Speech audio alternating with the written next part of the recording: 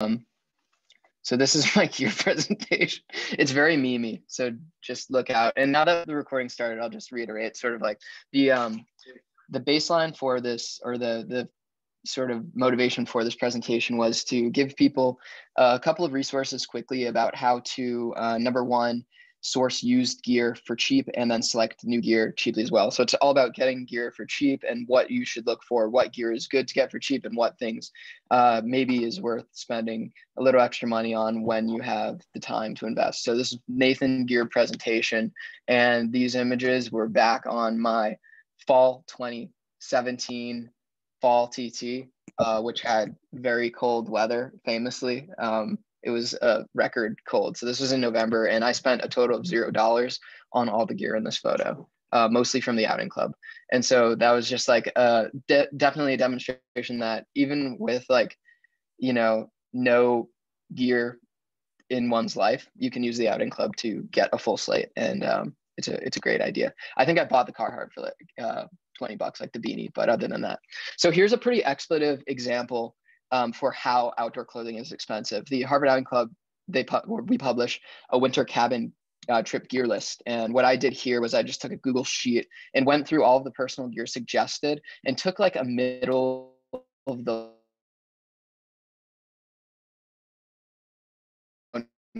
North Face and just went through for someone like me. So these it would cost to actually clothe oneself for a winter trip in the White Mountains, and not including the car or anything that would get you to the site itself at $2,500.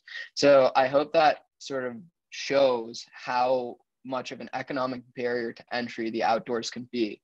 And really getting out it can be difficult. So it doesn't have to be, though. If you have a big brain and you can, use it, you can do things like accessing resources for used gear.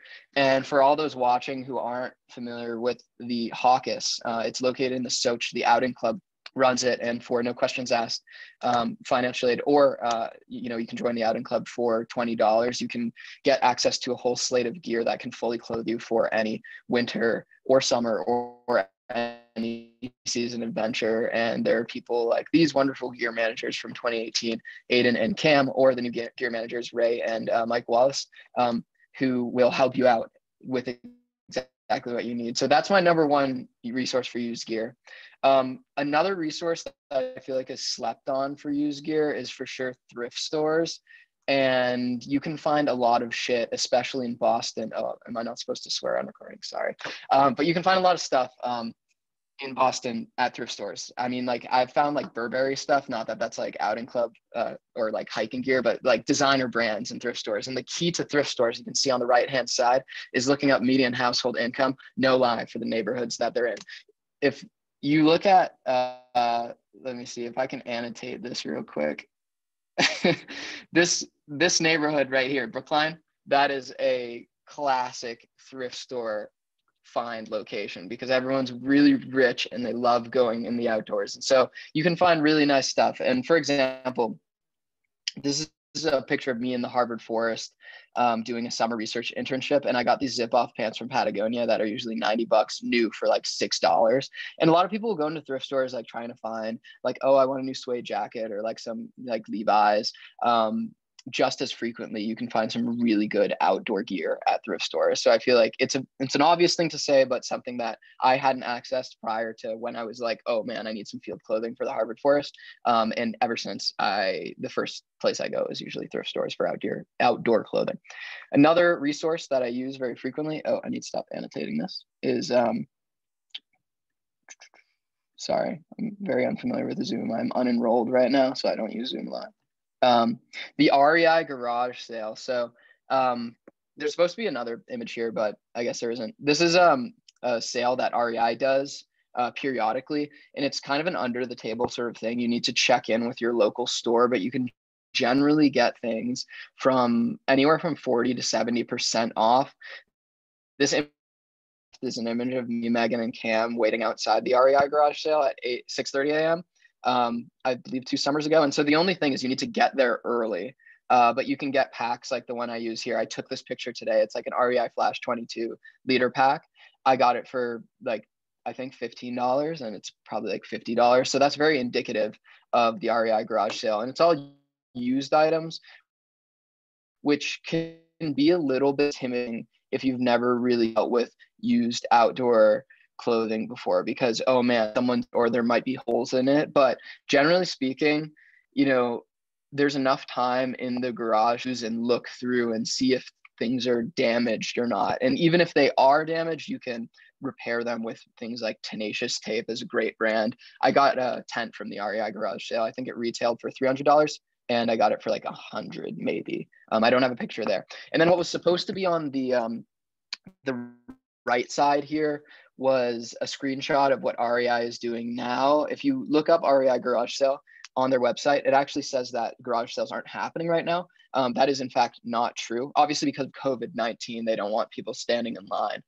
Instead, what most REI stores are doing is dedicating a small portion of their store in the back corner to used item returns and what would be REI garage sale prices. So instead of a periodic mad rush for REI garage sale gear, there's actually always a steady trickle at this point, which I think is honestly a better system. And so, for example, the REI at the Landmark Center in Boston always has a dedicated used gear section, and there are always great deals. Most of the gear is very well taken care of. And even if it isn't, there are great opportunities for generous return policies. So on the left-hand side here, you can see the Big Agnes Axle Air Insulated sleeping pad. And I got this from an REI garage sale for like 70% off. And it had a hole in it, which I didn't know at the time, but I was very aware of when I tried to sleep on it, right? And so I was thinking, oh, what can I do here? I thought I was going to need to buy a whole nother new pad, but it turns out that generally speaking, even if companies like Big Agnes don't say that the item you bought is covered, if you ask really nicely, they will provide things for free. And this is different than a lot of other consumer retail brands that we buy most of our clothes from, like H&M or whatever, because there are, not that I'm, shopping at H&M, try to, diversify a little, but, stores like that, like big brand name stores, they don't have dedicated customer service representatives. And something the audience might not know is that for any outdoor clothing store, when you email them, you're generally going to get an in-person response from their warranty department. And the good thing about that is that you can kind of sweet talk people into giving you like things for free. So even if things are not covered, as Dr. Evil is indicating, and Big Agnes told me about REI garage sale items, you can in fact sort of indicate frustration, indicate a little bit of love, sort of a dentist system, if anyone's familiar with that. You really, it's a loving back and forth, and they'll give you some free stuff. So I got that Big Agnes pad for free. Don't tell Big Agnes that I got it from an REI garage sale, but it's a solid thing to do. And I know that a lot of outdoor companies have really responsible and generous return policies as well. REI, LL Bean, famously. So definitely utilize those. And then to talk a little bit about resources for new gear, one resource that I use all the time is the HMC annual gear order. So if you join HMC for $20, HMC being the Harvard Mountaineering Club, if anyone's not familiar, they do an outdoor research gear order for an average of like 60% off every single item in the store. And if anyone's familiar with me, I didn't include any pictures here, but like everything I have is HMC embroidered, and I'm not even a member of HMC. So I actually don't know if it, this is something that like if all of a sudden hundreds of Hawk members were using, they would get upset. But for now, it's under the radar. And perhaps in the future, there's an opportunity for collaboration, because I know that Outdoor Research and HMC are both like, in this mutually agreeable deal. Why wouldn't we slide in on that as well? So this was from the form from this past year, a couple months ago, and usually the order hits just in time for the winter hiking season. So they'll do it in around October. You'll get your gear about Christmas time generally, and it's all 50+% off. Outdoor Research, the brand they do, is a phenomenal, moderately priced outdoor brand, in my humble opinion. Another underrated resource for getting gear is House IM. So the IM committee of each house has a fat budget for athletic clothing. And you can see in this image, or these several images of me looking like an absolute clown with Aiden Crawford. I did a presidential traverse using only IM house gear that I got for free by doing like 3 games of basketball C. So generally speaking, those are great because Harvard has a lot of money and you can totally just play 1 game, although I'd encourage you to play more and finesse a couple, shirts or whatever. And then they're really sporty and kind of cool too. Rep house pride in the whites. I think we were on top of like Jackson or something for this image. Not that anyone, cares too much, but it was a sick hike. And then another really nice thing to keep in mind, not necessarily a resource, but a consideration, is thinking about what gear you can get for super cheap and it will be functional enough for what you need. I think because the outing community is generally speaking quite affluent, there's this race to the top where, and almost a stigma where if you're not spending $400 on a tent, then the tent's going to be trashed. If you're not spending on worth it.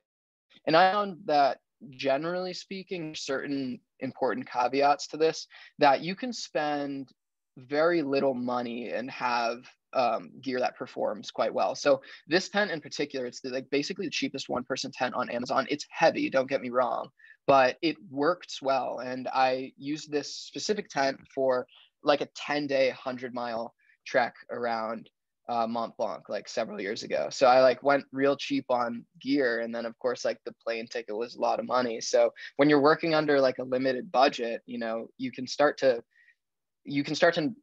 do things like that and not feel bad. So I'd read reviews, but even if this tent isn't going to last you like a bunch of trips, $75 for a solid tent that can get you where you want to go is not a bad thing to do. And I think that people often stigmatize spending little money on things when, mostly what you're paying for, and this is an important point, is weight and functionality. So, maybe your tent doesn't have 2 zippers on either side, or maybe it's a pound heavier, but you can definitely game plan around a heavy tent or something like that if it means saving several $100s, especially if it's the sort of thing where you, and when I say you, like I'm talking about many of the people who might watch this later, because I'm sure we all hike a lot, but maybe you haven't done many backpacking trips, or you're just dipping your toe into backpacking. You don't want to spend that overhead cost of $500+ for like several gear items if like you're going to do this and it's not going to be your thing, right? So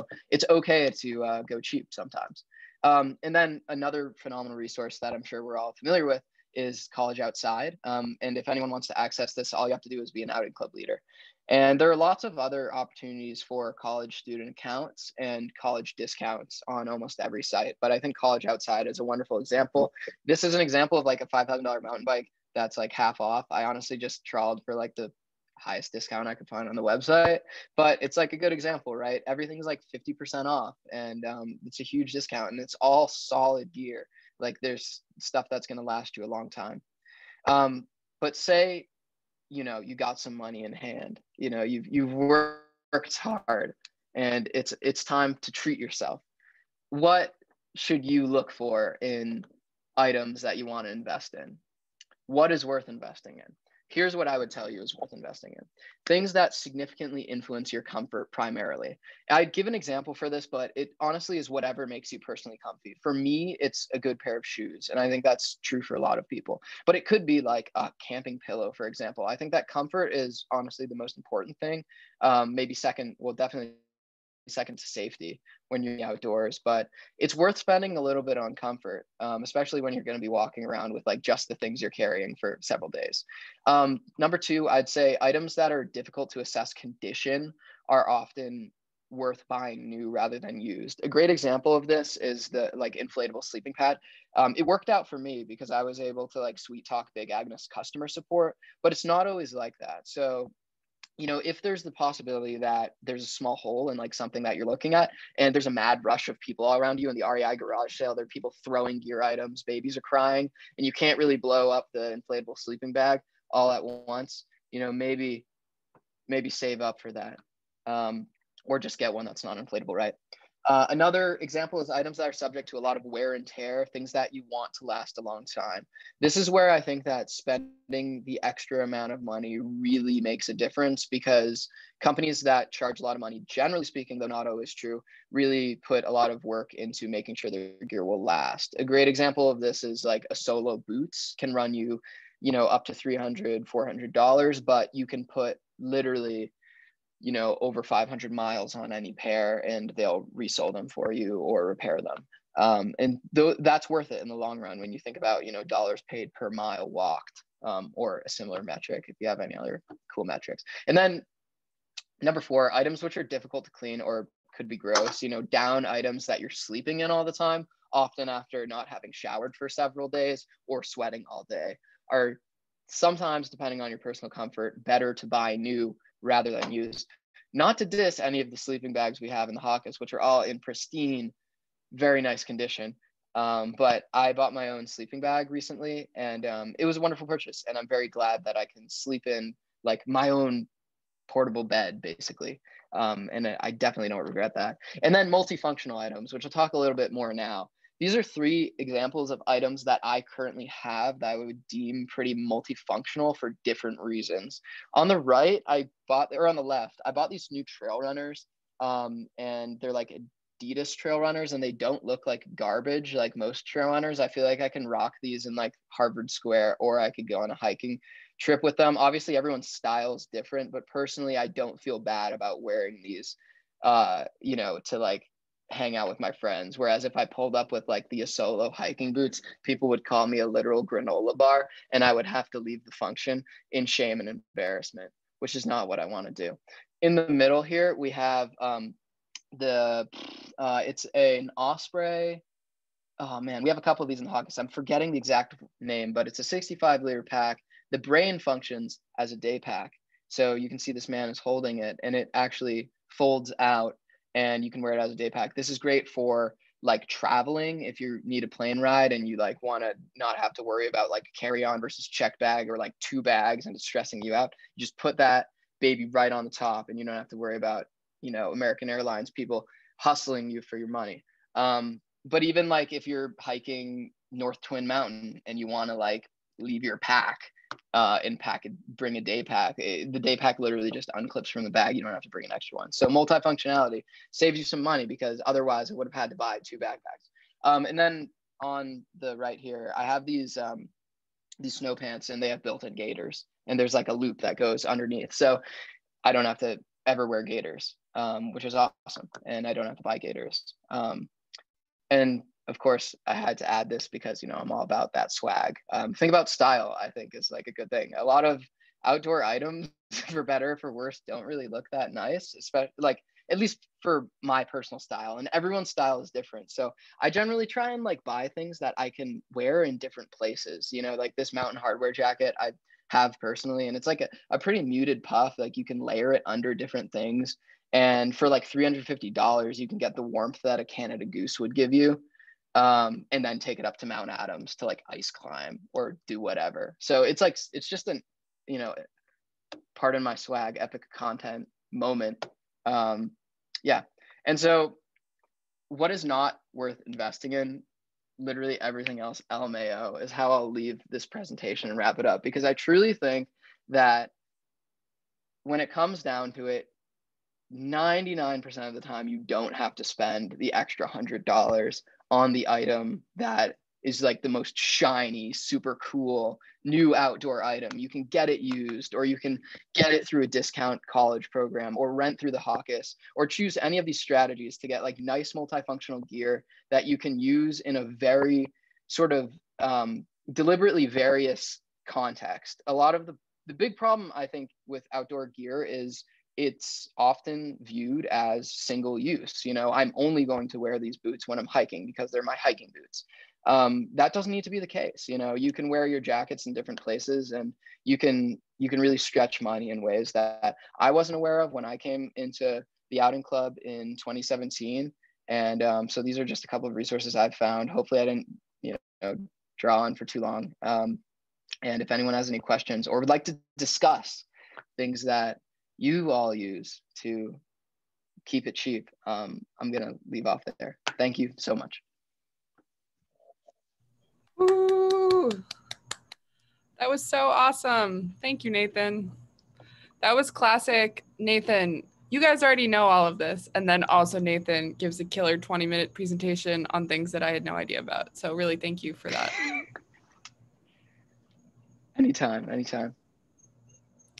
I'm curious, yeah, if that raised questions for anyone, or if anyone else has unsaid tips about gear that they'd like to share.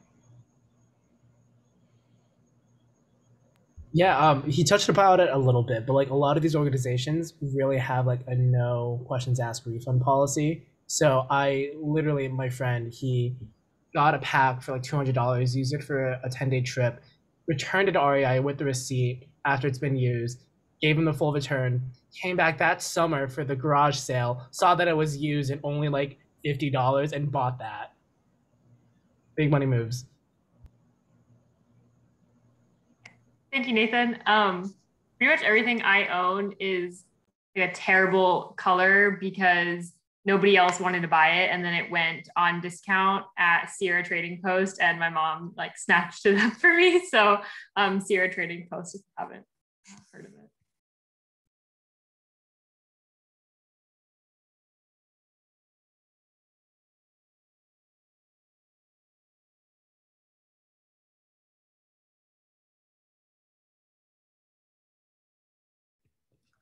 I think Nathan, you mentioned this briefly, but I know that some companies also have like cool repair workshop things. So you can either like I think Patagonia does this, so like you can get your gear repaired by them, or there's also just a lot of videos online about like how to repair like a sleeping bag with a hole in it or something like that. Yeah, another thing I didn't add in this presentation, but I meant to, and Spencer and I we talked about this several days ago, is like perhaps in any publication that we like go forward with on like how to scheme for cheap gear, we should include like a guide on how to repair gear, because like especially with something like a puff that has like the ripstop like 10D fabric, like if you scrape that against a rock, it's freaking ruined. So like I think that like layering is even an important aspect of like making sure your gear lasts, and you don't have to pay more money. Like if you can layer a durable shell on top of a nice puff, like that's a critical thing, that if you don't know how to do that, it only takes one mistake to like really fuck up a nice puff. Or like if you don't know how to repair or don't get the right tape, although duct tape like works for 99% of things. So yeah, I think duct tape should have had its own slide in this presentation for sure.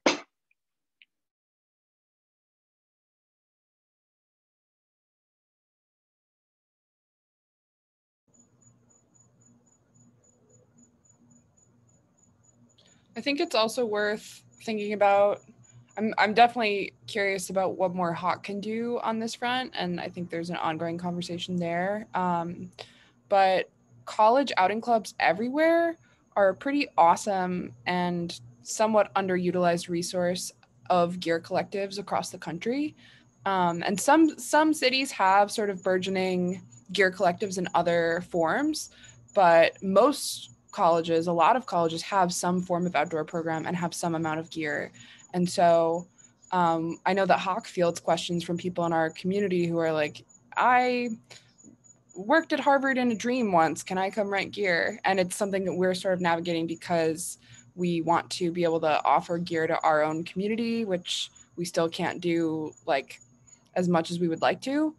But I do think that wherever you end up post-college or at home or whatever, getting in touch with your local collegiate, your local collegiate outdoors club and just seeing what's what, because they may have gear that's accessible to the public. And I do think that a path forward, both in terms of sustainability and access, is going to be more of these gear sharing collectives where, if you're only using a tent once every 2 months, then there's no reason for every single person to own a tent, but rather create spaces to share them.